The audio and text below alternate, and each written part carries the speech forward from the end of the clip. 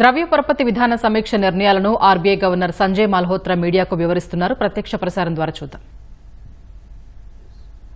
To summarize, our stance provides policy rate guidance without any direct guidance on liquidity management. I will, of course, be discussing later our approach to management of liquidity.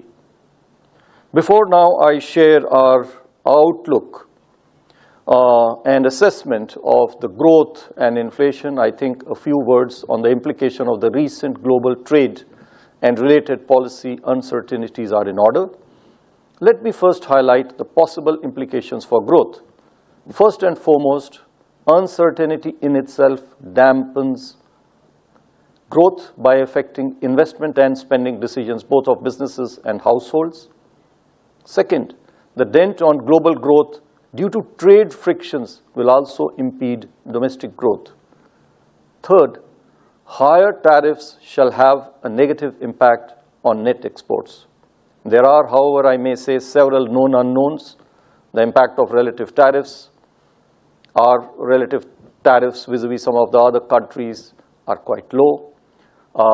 Then there is the unknown of the elasticities of our export and import demand and the policy measures adopted by us. You are all aware that India is very vigorously and proactively engaging with the US administration on the foreign trade agreement. These are just to name a few.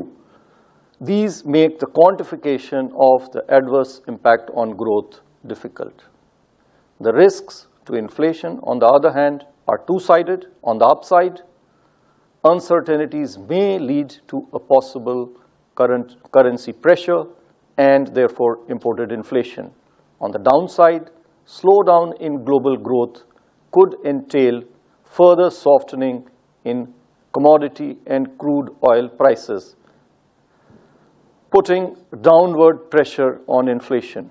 Overall, while global trade and policy uncertainties shall impede growth, its impact on domestic inflation, while requiring us to be vigilant, is not expected to be of high concern. Coming now to our growth outlook, real GDP, as you are all aware, this year, as per the MOSPI figures, is expected to grow at 6.5%. This is on top of a 9.2% growth rate observed in the previous year, which is 24-25.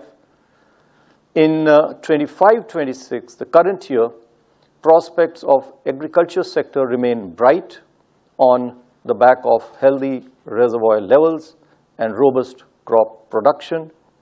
Manufacturing activity is showing signs of revival, with business expectations remaining robust, while services sector activity continues to be resilient.